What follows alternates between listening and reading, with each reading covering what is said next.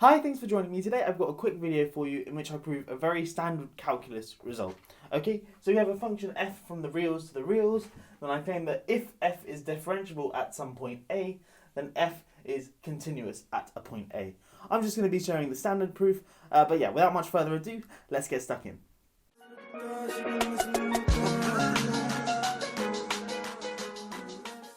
Okay, so to prove this result, let's just recall the definitions of differentiability and continuity at a point A.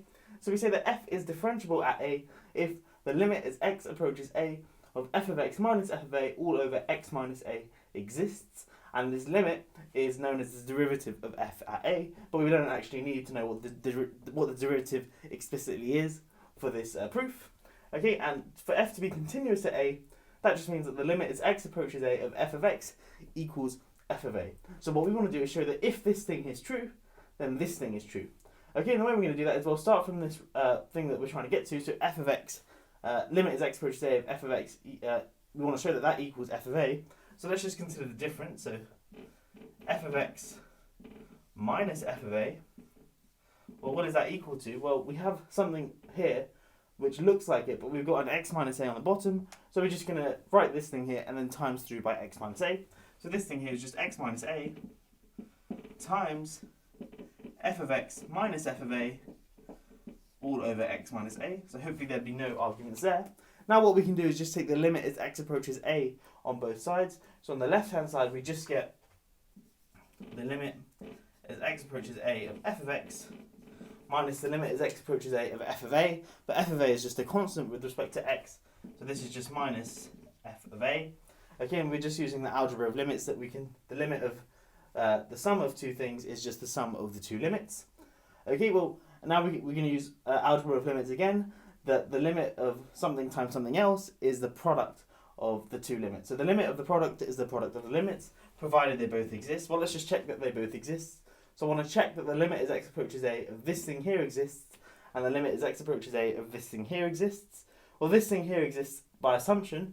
We're assuming that the limit as x approaches a of f of x minus f of a all over x minus a exists, and this thing here is quite clear. The limit is this thing here as x approaches a of this thing here exists. Okay, so we can just do the product of the limits. So this thing here is just f prime of a, whatever that is. But as x goes to a, this term here goes to 0. So this is just 0 times f prime of a, and no matter what f prime of a is, this is always going to be 0. Okay, so we've shown that the limit as x approaches a of f of x minus f of a equals 0. So I guess we can guess the next step. We're just going to add f of a to both sides, and we get that the limit as x approaches a of f of x equals f of a. So that means that f is continuous at a, and that is our proof done. So that's a nice short proof for you, a really important result that differentiability implies continuity. One thing to remember is that the converse doesn't hold. Just because a function's continuous, that doesn't necessarily mean it's differentiable, and the easiest counterexample to that is the modulus function. So if you have y equals modulus of x, it's continuous everywhere, and in particular it's continuous at the origin, but it's not differentiable at the origin.